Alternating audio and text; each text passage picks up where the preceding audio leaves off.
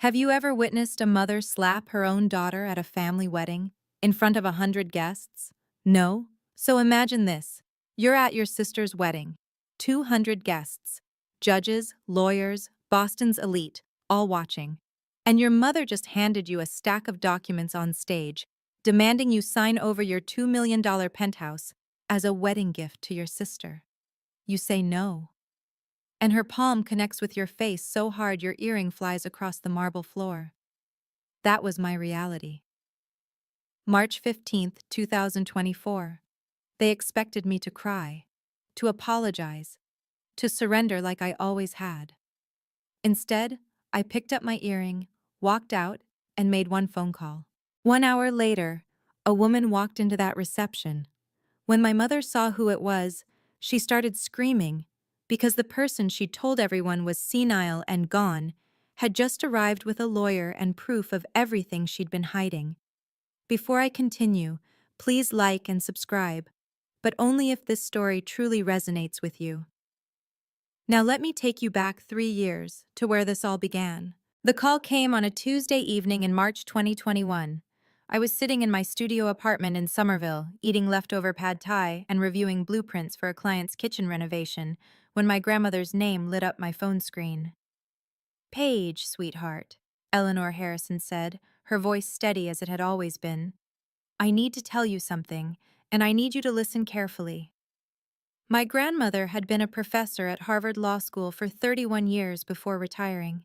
She didn't waste words. So when she told me she was updating her will and leaving me the penthouse at 150 Seaport Boulevard, the one she'd purchased in 2015 for $1.8 million, now valued at over $2 million, I set down my chopsticks and listened. "Why me?" I asked. Not because I didn't want it, because I genuinely didn't understand.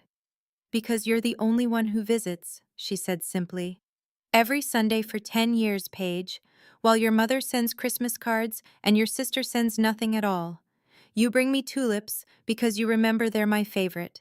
You sit with me when I have nothing interesting to say." I felt tears prick my eyes. "Grandma, the paperwork will be finalized next month. Marcus Webb is handling everything. He's been my attorney for 20 years. She paused. "Your mother will not be pleased." That, as it turned out, was the understatement of the decade. The news leaked to my family within weeks. I still don't know how. Maybe someone at Marcus's firm mentioned it to someone who knew someone. Boston's legal community is smaller than people think. All I know is that by April 2021, my mother had organized what she called a family discussion at her $4 million home in Beacon Hill. I remember walking into that living room and seeing the way they were all seated. My father Richard in his leather armchair, my mother Victoria on the settee, my sister Madison perched on the arm of the couch like she was posing for a photograph. They'd arranged themselves like a tribunal. "Paige." My mother's voice was honey over broken glass. "We need to talk about your grandmother's condition." "Her condition?" I sat down on the only empty seat, a straight-back chair that faced all three of them. "She seems fine to me." "She's clearly not thinking straight." Victoria crossed her legs, her Cartier bracelet catching the light. "Leaving a $2 million property to one grandchild? Excluding everyone else? That's not the behavior of a rational woman." "She's not excluding anyone," I said. "She's giving me something she wants me to have. That's her right." Madison let out a small, theatrical sob. "This is so unfair. I've always loved Grandma. I just don't have time to visit like you do.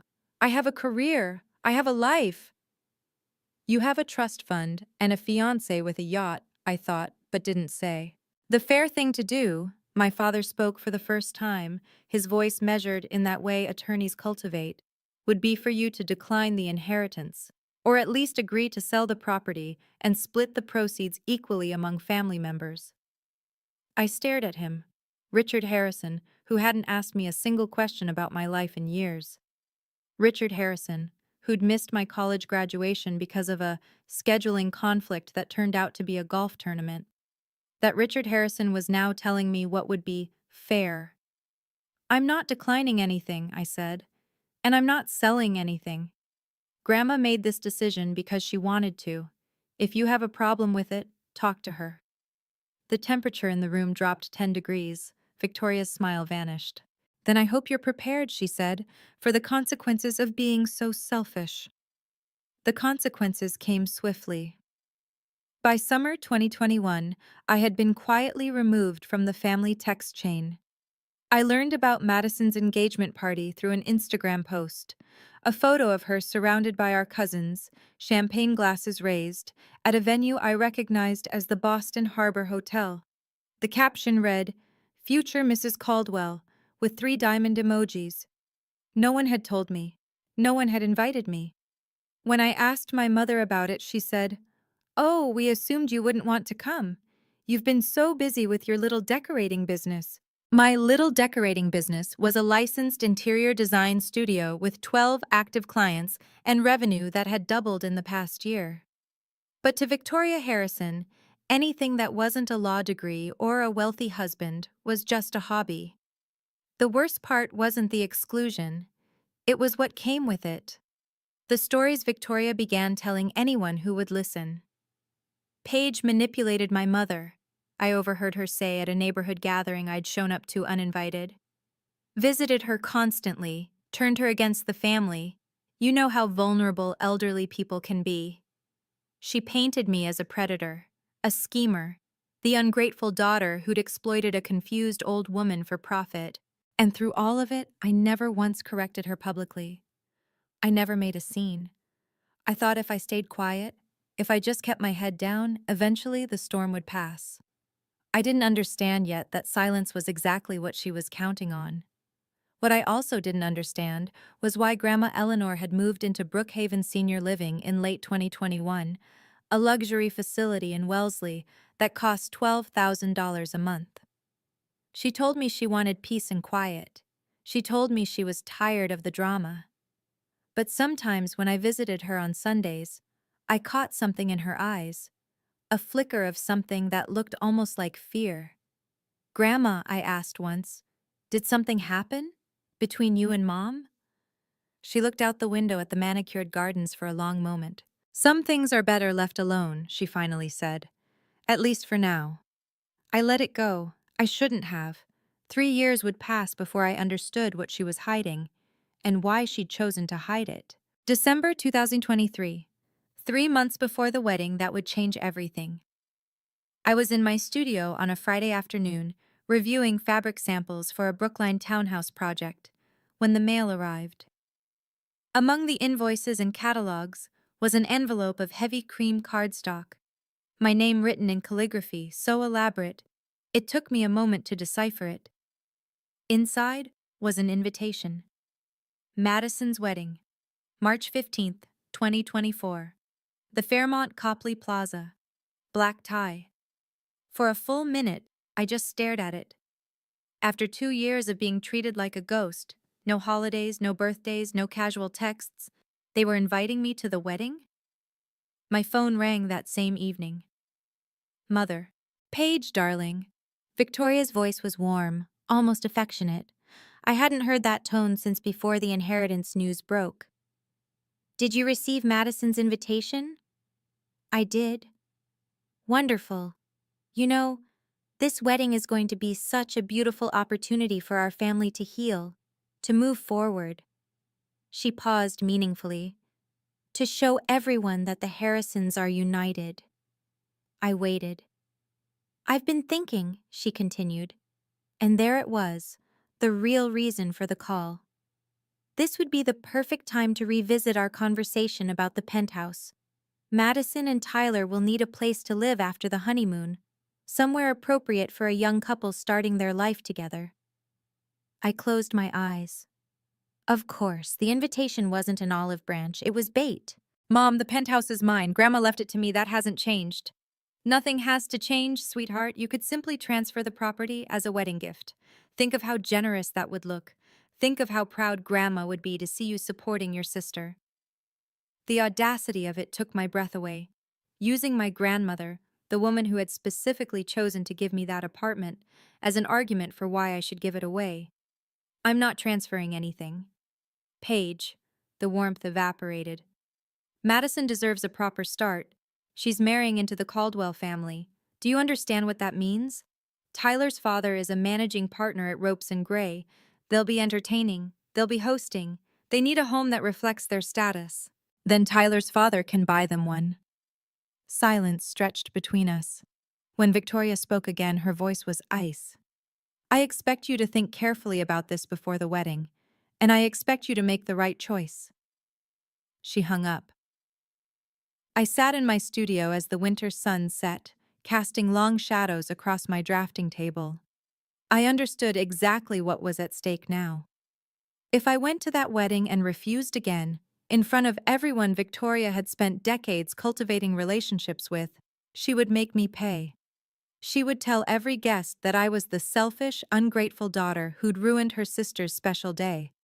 She would weaponize the entire Boston legal establishment against me. My reputation, my business, my future client referrals, so many of which came from word of mouth in exactly those circles. But if I didn't go, that would be its own kind of surrender, proof that I was too ashamed to show my face, proof that I had something to hide. I considered skipping it.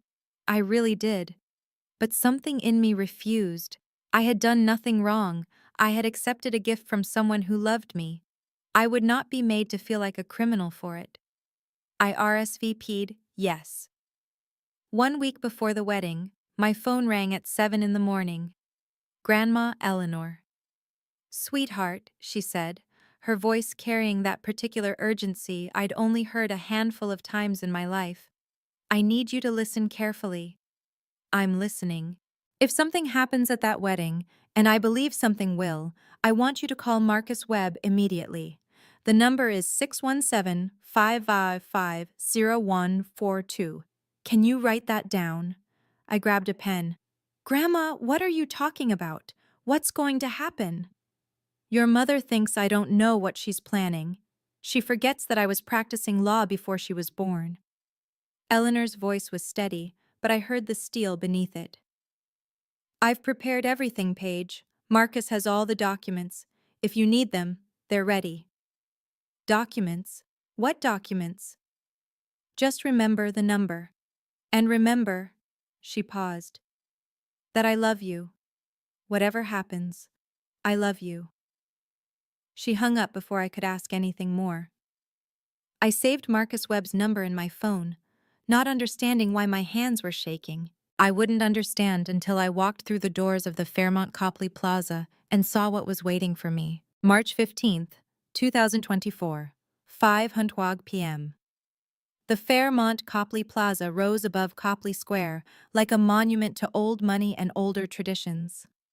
I'd driven past it hundreds of times in my life, but walking through those gilded doors as a guest, as a Harrison, felt different. It felt like walking into enemy territory. The ballroom was breathtaking. White orchids cascaded from crystal chandeliers. A 12-piece jazz ensemble played Gershwin in the corner. Waiters in black ties circulated with champagne flutes and canapes on silver trays. Every detail screamed expense, taste, and Victoria Harrison's personal touch. 127 guests. I'd counted the chairs during cocktail hour. Lawyers, doctors, investment bankers, old Boston families whose names appeared on hospital wings and university buildings. These were the people my mother had spent 3 decades impressing. Her audience, her witnesses. I wore a navy blue dress, elegant but not attention-seeking. I had debated for hours about what to wear, knowing that anything too expensive would be called showing off the penthouse money, and anything too simple would be embarrassing the family. In the end, I chose something that simply felt like me. Richard found me near the ice sculpture. A swan, naturally, 10 minutes after I arrived. "Paige?" My father nodded, his eyes sliding past me like I was a piece of furniture he was trying not to bump into. "Glad you could make it." "Dad." We stood in silence. After 32 years, we had nothing to say to each other. Madison appeared in a cloud of white tulle and Swarovski crystals, her veil trailing behind her like a promise of the life she'd always believed she deserved. She hugged me, arms circling but not quite touching, the way you'd embrace a stranger at a networking event. Paige, you came. Her smile was camera ready.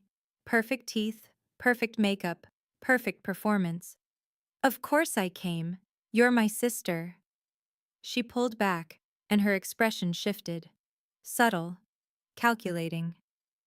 Did you bring the paperwork? I blinked. What paperwork? Mom said you'd have the transfer documents ready by today. Madison's voice was light, almost playful, but her eyes were hard. For the penthouse, our wedding gift. So this was it. They'd already decided among themselves that I would comply. The invitation, the phone call, the reconciliation theater, all of it was just a prelude to this moment. Madison, there are no transfer documents. What do you mean? I mean the penthouse is mine. It's not a gift. It's not up for discussion. Her perfect smile flickered. But Mom said, I don't know what Mom told you. I kept my voice low, steady. But I'm not signing anything. Not today. Not ever. Madison's jaw tightened. For a moment, she looked exactly like Victoria, the same flash of fury barely contained. You know, Tyler and I were planning to move in after the honeymoon. We already told the realtor we wouldn't need the condo in Back Bay. We already told everyone. You told everyone about an apartment that doesn't belong to you. It should belong to us. Her voice rose slightly. You don't even need it. You live in that little place in Somerville. You don't entertain. You don't have anyone to impress. What's the point of you having a $2 million penthouse? The point. What was the point of me having anything nice, anything valuable, anything that suggested I might matter as much as she did? I'd spent my whole life being asked that question in different ways. The point, I said quietly, is that Grandma wanted me to have it, and her wishes matter more than your real estate plans. Madison stared at me. Then she leaned in close, her bridal perfume overwhelming. Mom's going to handle this, she whispered. And when she does, don't say I didn't warn you. She swept away toward a group of bridesmaids, leaving me standing alone by the melting swan. I moved toward the bar, needing something to steady my nerves. But before I could order, a woman in a cream Chanel suit stepped into my path. I recognized her, Patricia Holloway, one of Victoria's tennis partners and the wife of a federal judge. You're Paige, aren't you? Patricia's smile didn't reach her eyes. Victoria's mentioned you. I bet she has. I heard you're holding on to some property for your grandmother, Patricia continued. That's very responsible of you. Will you be selling it soon? There it was, the narrative Victoria had been spinning. I wasn't the heir. I was the caretaker, the temporary custodian of assets that would eventually be distributed properly. Actually, I said, I live there. Patricia's eyebrows rose. Oh, I thought, well, never mind what I thought. She excused herself quickly, disappearing into the crowd. I stood alone in that sea of silk and judgment, understanding finally what I was up against. Victoria had been preparing this battlefield for years. Every conversation, every social event, every carefully placed comment, all of it was groundwork. And tonight, she intended to collect. I just didn't know yet how far she was willing to go. I escaped to the balcony. The March air was cold enough to bite, but after the suffocating warmth of the ballroom, I welcomed it. I leaned against the stone railing, looking out over Copley Square, trying to slow my racing heartbeat. That's when my phone buzzed. Grandma Eleanor. I answered immediately. Hello? My dear girl. Her voice was calm, almost too calm. Tell me what's happening. I glanced through the glass doors at the glittering crowd inside. How do you know something's happening? Because I know my daughter. A pause. Victoria has been planning something for weeks. She's been making phone calls, gathering people, building her case.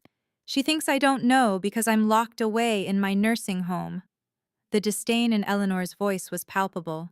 She forgets that I have friends who actually like me. I almost laughed. Almost. What is she planning? I don't know exactly, but I know it will happen tonight while she has her audience. That's how Victoria operates. She needs witnesses. She needs people to validate her. Eleanor's voice softened. Paige, do you remember the number I gave you? Marcus Webb's number? I have it saved. If anything happens, Anything at all, call him immediately. He's expecting your call. He has everything ready. I pressed my back against the cold stone. Grandma, what is everything? What are you not telling me? Silence stretched across the line. 6 months ago, Eleanor finally said, your friend Daniel came to visit me. Daniel Reeves. We'd been friends since freshman year at BU. He was a reporter now, working the investigative desk at the Boston Globe. He'd mentioned a few months back that he was looking into some irregular real estate transactions in the area, but I hadn't connected it to anything specific. He came to visit you? Why? Because he found something strange, a property sale in 2020, a house in Cape Cod that belonged to me, a house I never sold. My breath caught. What do you mean you never sold it? I mean exactly that. Your mother sold it. For $875,000. She forged my signature on the documents. The world tilted slightly. I gripped the railing. Grandma? I didn't want to believe it either. That's why I hired experts. A company called Forensic Document Services, right here in Boston. They analyzed the signatures. The probability of forgery was 98.7%. 98.7%. That wasn't doubt. That was certainty. Why didn't you tell me? My voice came out hoarse. Why didn't you go to the police? Because she's my daughter. Eleanor's voice cracked just slightly before she steadied it. Because I still hope, that there might be some explanation I don't understand. Some reason that isn't what it looks like. But we both knew. We both knew there wasn't. That's why you moved to Brookhaven, I said, understanding flooding through me. Not because you wanted peace and quiet, because you couldn't stand being around her. I couldn't trust her, Paige, and I couldn't prove anything without destroying everything. So I removed myself. I protected what I could protect, the penthouse, my remaining assets, and I waited. For what? For Victoria to make a mistake. Eleanor's voice hardened. Tonight might be that mistake. If she pushes too far, if she exposes herself publicly, then Marcus has everything he needs to respond. The forensic report, the original transaction documents, witnesses who saw me during the time I supposedly signed those papers. I was in the hospital with a broken hip. I couldn't have signed anything. I closed my eyes, absorbing the weight of it all. My mother hadn't just tried to manipulate me. She'd stolen from her own mother. She'd committed fraud. And she'd let Grandma Eleanor take the blame for not being rational when she'd changed her will. Paige! Eleanor's voice pulled me back. I'm not telling you this to make you hate your mother. I'm telling you because you need to understand what you're dealing with. And you need to know that if she corners you tonight, you're not alone. You have never been alone. I heard the jazz band start up again inside, a swing number that felt grotesquely cheerful. What do you want me to do? Whatever happens, don't sign anything. And if it goes badly, if she pushes you beyond what you can bear, call Marcus. Tell him the documents are needed. He'll know what to do. And you? A pause. When Eleanor spoke again, I could hear the smile in her voice. If Marcus calls me, I'll be there within the hour. I've been waiting 3 years for this, darling. I'm not going to miss it. She hung up. I stood on that balcony for a long moment, cold wind whipping my hair. Then I straightened my shoulders, smoothed my dress, and walked back into the ballroom. I was ready. Or at least, I thought I was. I'm going to pause here for a moment, because I know some of you watching this have been in situations like mine, where you're surrounded by people who are supposed to love you, but instead they make you feel small. If this story is hitting close to home, let me know in the comments. Should I have walked out right then? Or was I right to stay and face what was coming? Your answers mean more to me than you know. Now let me tell you what happened next. 7:30 p.m. Dinner had been served and cleared. The toasts had been made. Richard's stiff, perfunctory speech about legacy and family values. Tyler's father waxing poetic about the merger of two great Boston families. Madison's maid of honor, telling a story about their sorority days that made everyone laugh politely. I sat at table 14, near the back of the ballroom, with a collection of distant cousins and family friends who seemed unsure why I was there. Fine by me, I wanted to be invisible. But Victoria Harrison had other plans. The clink of metal against crystal cut through the room's chatter. My mother stood at the head table, champagne flute in hand, microphone in the other. Her smile was radiant, her Valentino gown glittered under the chandeliers. "If I could have everyone's attention," she said, "I'd like to take a moment for something very special, a family tradition that Madison has asked me to facilitate." I felt the first prickle of warning at the base of my spine. As many of you know, the Harrison family believes in taking care of each other. We support each other. We make sacrifices for each other. Victoria's eyes swept the room, landing briefly on me before moving on. And tonight, in the spirit of that love, I'd like to invite my eldest daughter, Paige, to join me up here. 127 pairs of eyes turned toward table 14. I didn't move. I couldn't move. "Paige, sweetheart?" Victoria's voice carried a note of gentle encouragement that I knew was performance. "Come on up, honey. Don't be shy." What choice did I have? If I refused, I would be the difficult one, the ungrateful one, the sister who ruined Madison's wedding with her stubbornness. I stood. My legs felt like they belonged to someone else as I walked through the maze of tables, past the whispered comments and curious stares, up to the raised platform where my mother waited with her serpent's smile. "There she is." Victoria put an arm around my shoulders, a gesture of affection for the audience, a grip of control for me. "Now, everyone, Paige has been holding on to something very precious. Our mother, my mother, left her a beautiful penthouse apartment in the Seaport district.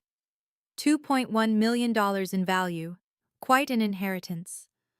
Murmurs rippled through the crowd. I saw Patricia Holloway nod knowingly. "Paige has been keeping it safe," Victoria continued, "waiting for just the right moment to share it with the family. And what better moment than this, Madison's wedding day, the start of her new life with Tyler." She produced a folder from somewhere, I hadn't even seen her holding it, and opened it to reveal a thick stack of legal documents. Transfer of deed, quitclaim agreement. My name already typed in the signature lines.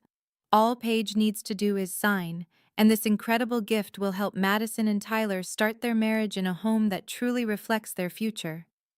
The room actually applauded.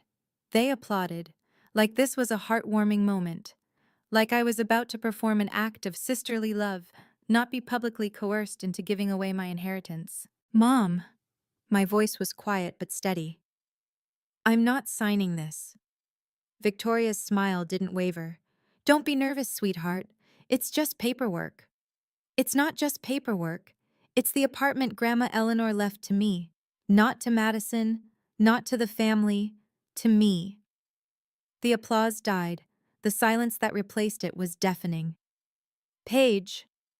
Victoria's grip on my shoulder tightened. Her voice dropped, but the microphone still carried it. "Let's not make this difficult. I'm not making it anything. I'm telling you no." Madison appeared at the edge of the platform, her face a mask of wounded innocence. "Paige, you're really going to do this? On my wedding day?" "Madison, I didn't ask to be called up here. I didn't ask to be put on display. You all set this up without even asking me." "Because we knew you'd be selfish," Madison spat. "We knew you'd choose that stupid apartment over your own family." "The apartment isn't stupid when you want to live in it." Tyler's father coughed uncomfortably. A waiter near the kitchen doors looked frozen in place, tray suspended in air. This was not the elegant evening anyone had envisioned. Victoria's composure finally cracked. Her face reddened. Her voice rose. "You ungrateful child."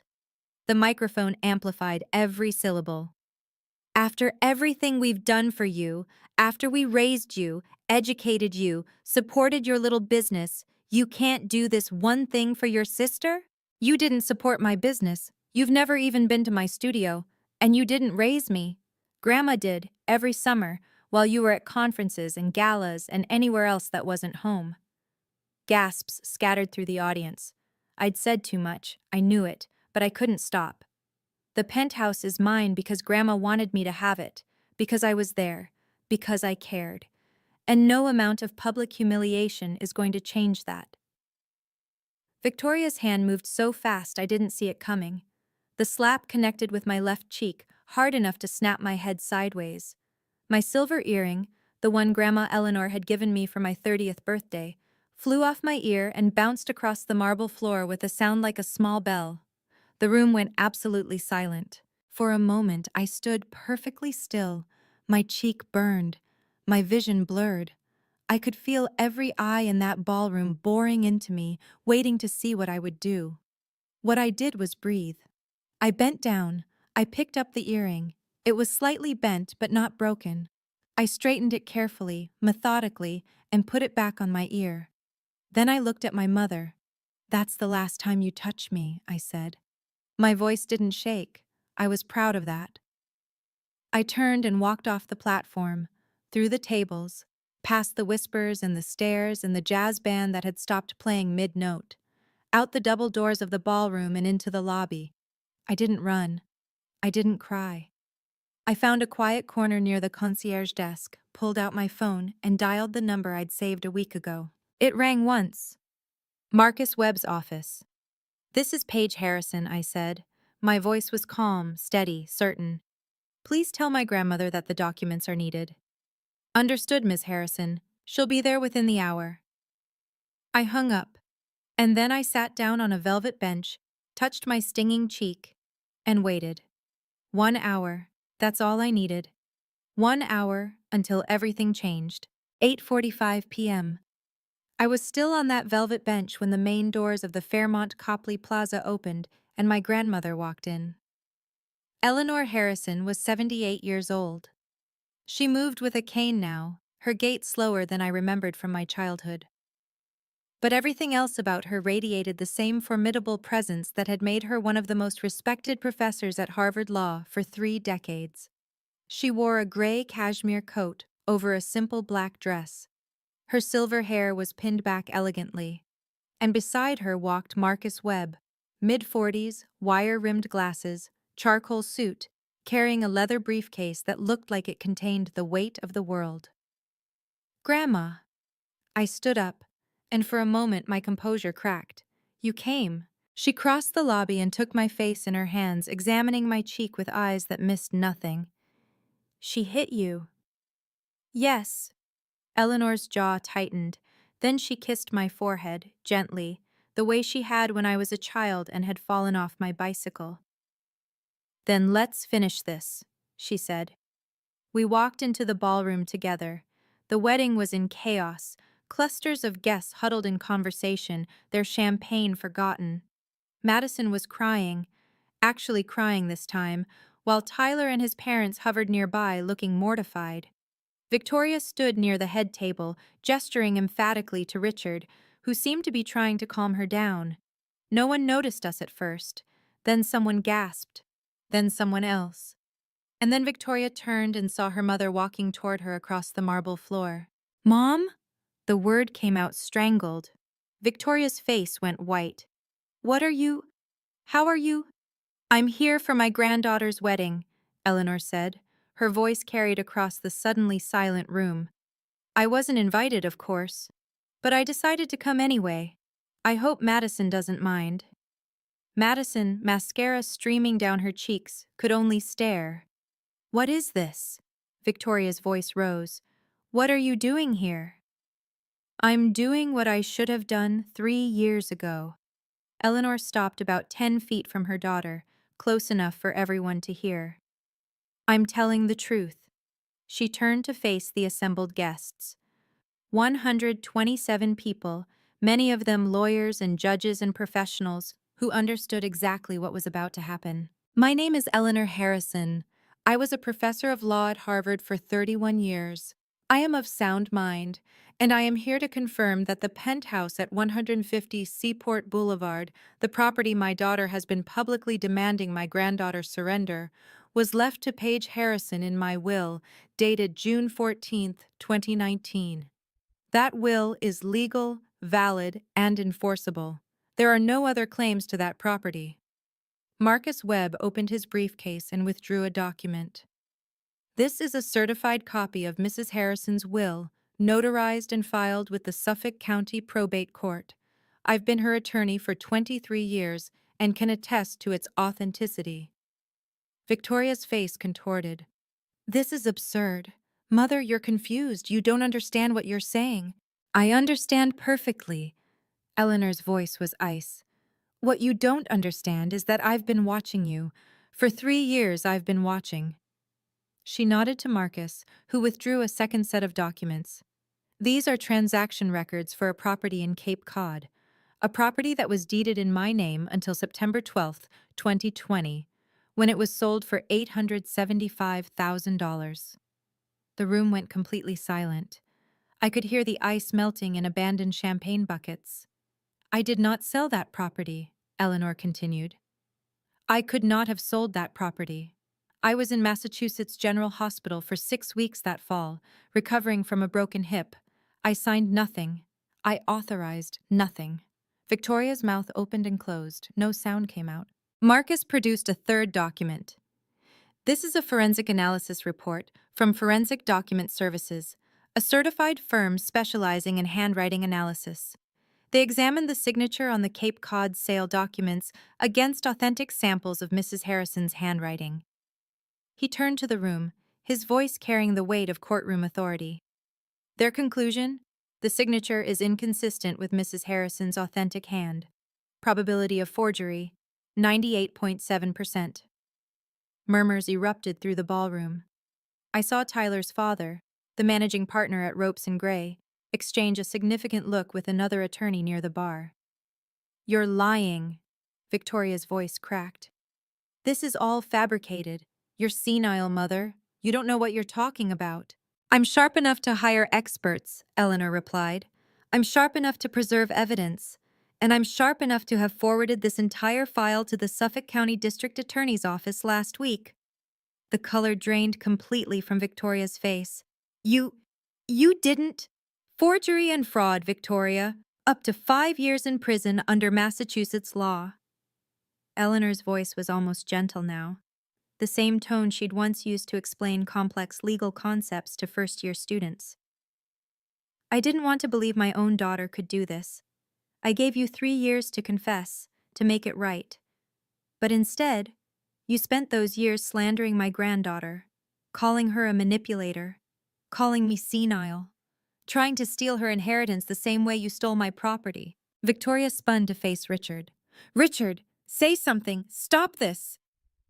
Richard Harrison, who had stood silently through everything, took a step backward. I didn't know, he said. His voice was flat, empty. I didn't know about the Cape Cod house.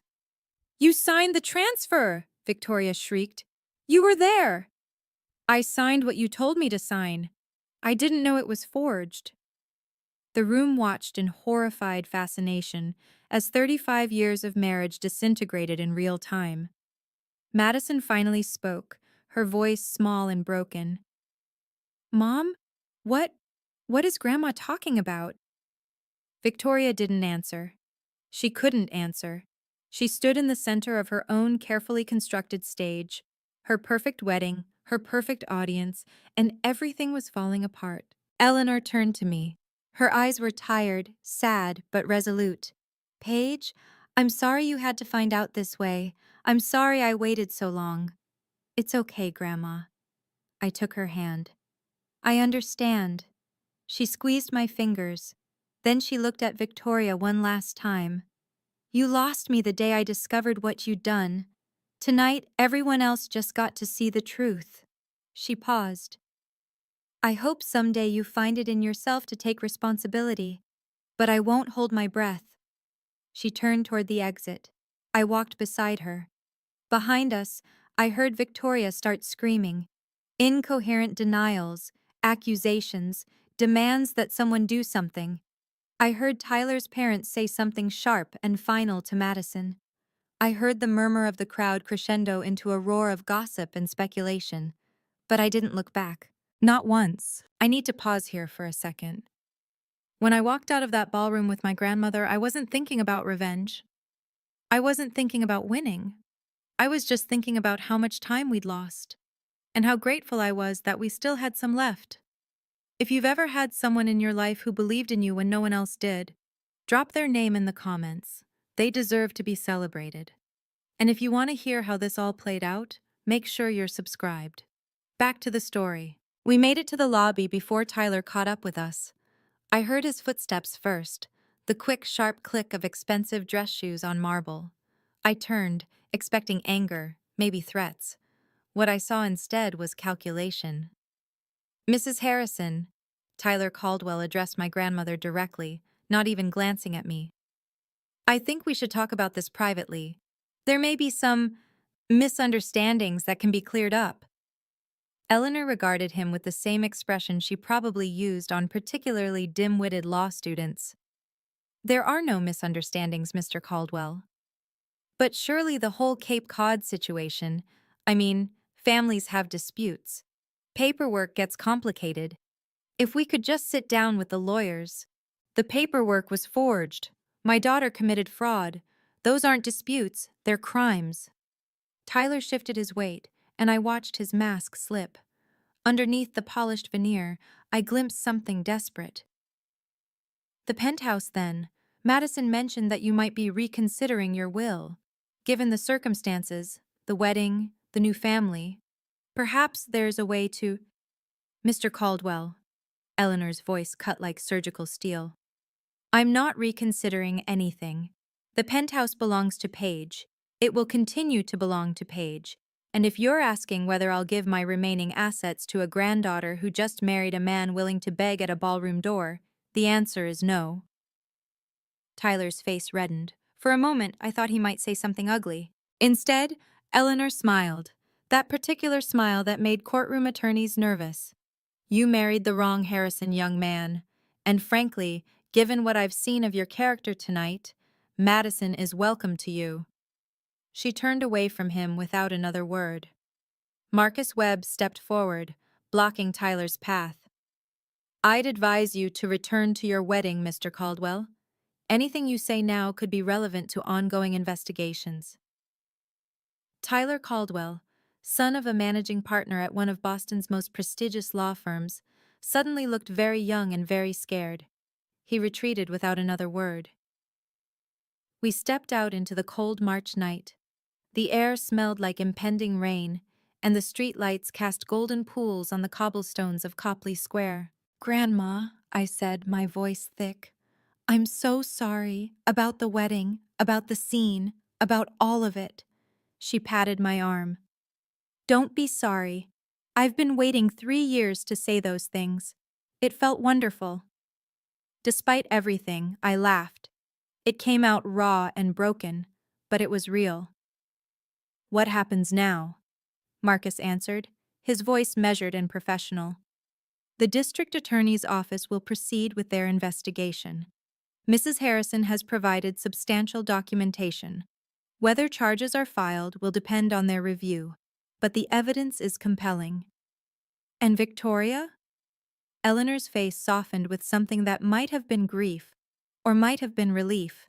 It was hard to tell. That's up to the courts now. I've done what I needed to do. The rest is out of my hands.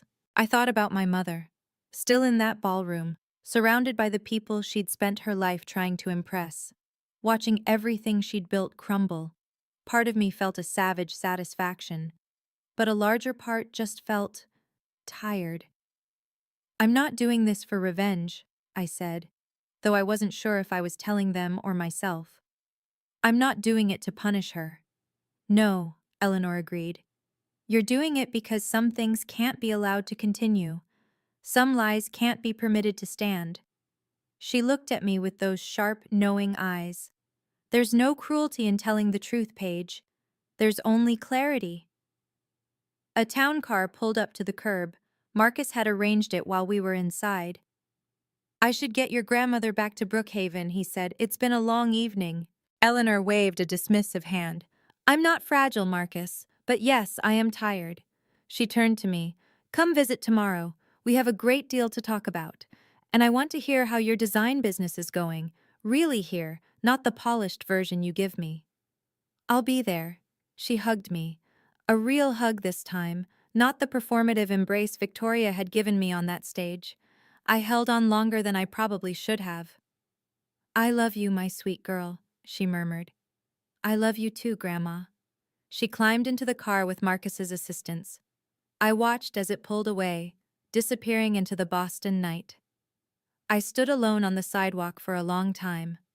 My phone buzzed. A text from Daniel Reeves. Just saw the Globe's legal beat guy tweet something cryptic about a prominent Boston attorney. Was that? I typed back. I'll explain later. Thank you for everything. Another text. This one from a number I didn't recognize. Paige. It's Jennifer Thompson from Becker Legal. We were at the wedding. I owe you an apology. I believed things I shouldn't have. If you're ever interested in discussing design work for our new office, please call me. I stared at the screen. Jennifer Thompson. One of the women I'd seen whispering with Patricia Holloway earlier that evening. Now offering me business. I wasn't sure if I'd call her, but I saved the number. Then I put my phone away, pulled my coat tighter against the cold, and walked toward the parking garage. For the first time in 3 years, I felt like I could breathe. The fallout was swift and measured. 2 weeks after the wedding, Victoria Harrison was summoned to the Suffolk County District Attorney's Office for questioning regarding the Cape Cod property sale. The interview lasted 4 hours. When she emerged, according to what Marcus later told me, she looked 10 years older. Her attorney, a colleague from her tennis club who'd originally agreed to represent her, withdrew from the case within days, citing conflict of interest. The real reason, I suspected, was that he'd seen the evidence and wanted nothing to do with a losing battle. Or perhaps he'd heard from enough mutual friends that continuing to represent Victoria would damage his own standing in Boston's legal community. My father moved to a hotel on March 28th, the Ritz-Carlton, because even in crisis, Richard Harrison maintained appearances.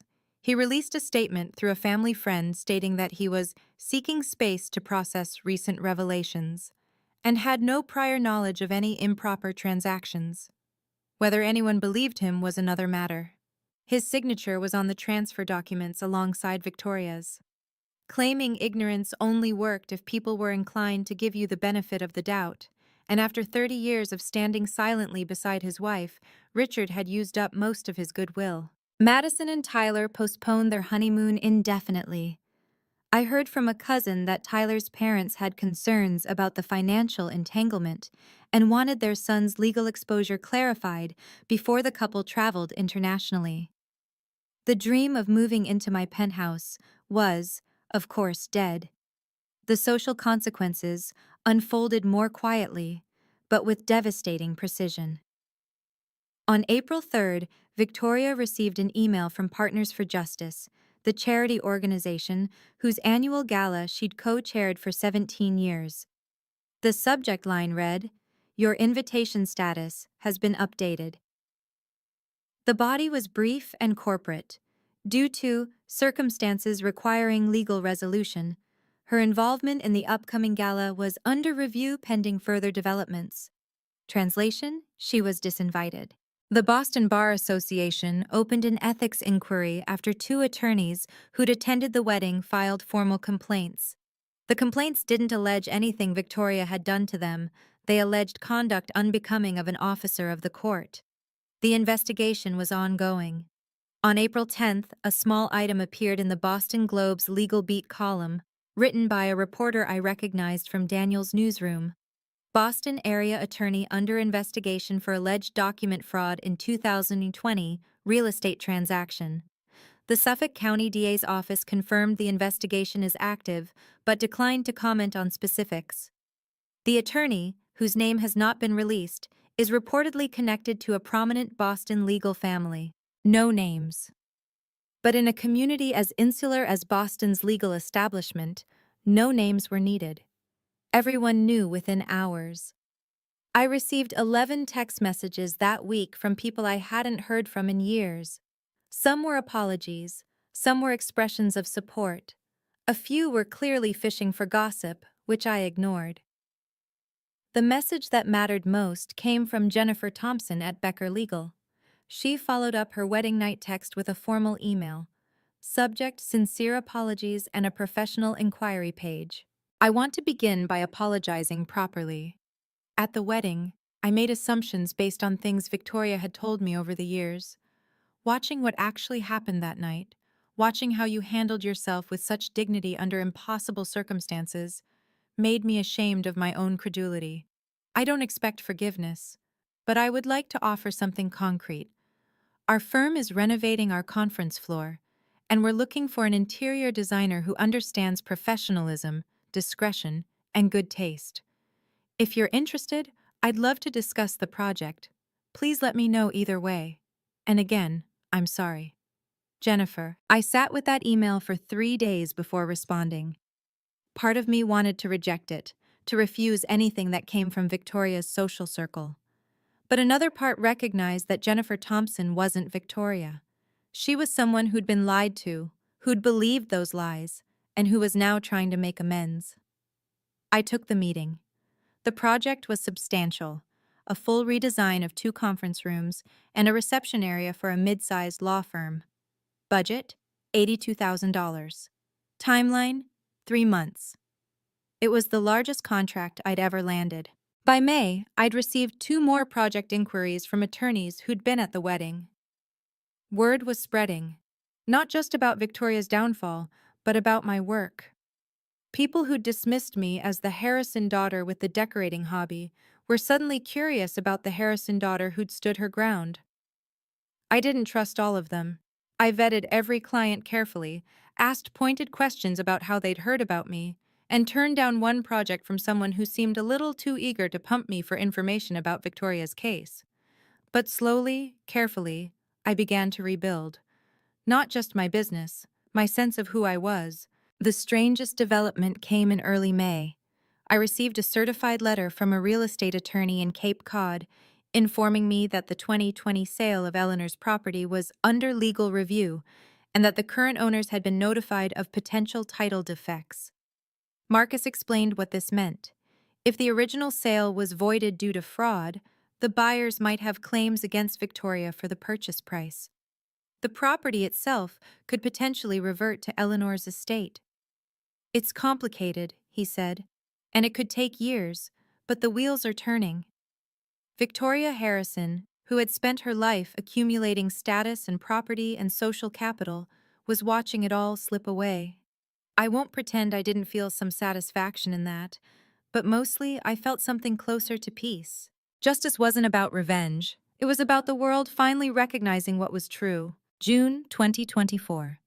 3 months after the wedding. I'm sitting on the balcony of my penthouse, watching the sun set over Boston Harbor. The sky is streaked with orange and pink, and the water reflects it all like scattered jewels. It's the kind of evening my grandmother always loved. Big skies, quiet moments, a glass of wine, and nowhere to be. She's here now, in fact. Eleanor comes every Sunday. I pick her up from Brookhaven in the morning, and we spend the day together. Sometimes we go to the Museum of Fine Arts. Sometimes we just sit here, on this balcony, and talk. Today, we've been talking about my father. He called me, I tell her. Yesterday. She raises an eyebrow. And? He wanted to explain, to tell me his side of things. I swirl my wine. He says he didn't know about the Cape Cod house. He says Victoria handled all the paperwork, and he just signed where she told him. Do you believe him? I think about it. Really think. I believe he didn't ask questions, I finally say. I believe he chose not to know. I believe he's been choosing not to know for 35 years about a lot of things. Eleanor nods slowly. And what did you tell him? I told him I needed time, that I wasn't ready to see him yet, that if he wanted a relationship with me, he'd have to earn it, not by explaining or apologizing, but by actually showing up, consistently, over time. She reaches over and squeezes my hand. That's a healthy boundary, sweetheart. We sit in comfortable silence for a while. The sunset deepens. Madison texted me, I add. Last week. I heard. She asked if I would call her. She said she wants to talk. And will you? I look out at the harbor, at the boats returning to their moorings, at the city lights beginning to flicker on. Not yet. Maybe not for a long time. I pause. She knew, Grandma. Maybe not about the Cape Cod house, but about the pressure, the manipulation, the lies. She was there every time Victoria called me selfish or ungrateful. She never once defended me. She never once questioned what she was being told. That's true. If she wants to have a sister, she has to want to know the truth. She has to be willing to see who our mother really is. And I don't think she's there yet. I don't think she wants to be there. I take a breath. So I'm not closing the door forever. But I'm not opening it until she's ready to walk through it honestly. Eleanor smiles. A small, proud smile. You've learned something important, Paige. Something I wish I'd learned at your age. What's that? That love without respect isn't love, it's just habit. She looks at me with those clear, knowing eyes. You deserve both. I started therapy in April. My therapist's name is Dr. Carolyn Mitchell, and she specializes in family systems and boundary setting. Every Tuesday at 4, I sit in her office in Cambridge and talk about things I spent 32 years avoiding. It's hard. Some weeks it's exhausting. But it's also the most important thing I've ever done for myself. There's something else, too. His name is Ben, and he's an architect I met at a design conference in May. He has kind eyes and a terrible sense of direction and absolutely no idea who the Harrisons of Beacon Hill are. He likes me, for my work, my laugh, my habit of talking to plants. It's new, it's slow, it's the first time I've let someone in without worrying about what they might think of my family. My grandmother finishes her wine and sets the glass down. You know, she says, I've been thinking about what I want my legacy to be. You've already given me a legacy, I say, gesturing at the penthouse around us. Not the property. She shakes her head. I mean the other thing. The thing that matters. I wait. I spent too many years keeping the peace, she says. Staying quiet to avoid conflict. Letting Victoria become who she became because confronting her was too painful. She looks at me steadily. I don't want that for you. I want you to speak the truth, even when it's hard. I want you to protect yourself, even when it feels selfish. I want you to know that being kind doesn't mean being silent. I feel tears prick my eyes. I'll remember. Good. She pats my hand. Now what's for dinner? All this emotion is making me hungry. I laugh, and the sound fills the evening air. This is my life now. A penthouse that's really mine. A grandmother who loves me. A business that's growing. Boundaries that are firm. A future I'm building myself. One honest choice at a time. If you're watching this, maybe you're in a situation where your family expects you to sacrifice yourself for their comfort. Maybe you've been told that setting limits is selfish. Maybe you're wondering if you're allowed to want more. You are. You're allowed. Being kind to yourself isn't the opposite of being kind to others. It's the foundation. Thank you for staying until the end. And if this story resonated with you, if it reminded you that you deserve respect, that your boundaries matter, that truth is worth telling, leave a comment. Tell me your story. I want to hear it. Take care of yourselves. Thank you so much for watching my story all the way through. If it helped you remember that you're worthy of respect, that saying no doesn't make you a bad person, then this was worth telling. Please hit that like button and subscribe if you want more stories about boundaries, family, and finding your way. Check the description for more videos like this one. And until next time, remember, protecting your peace is not a crime, it's a necessity. Take care, I'll see you soon.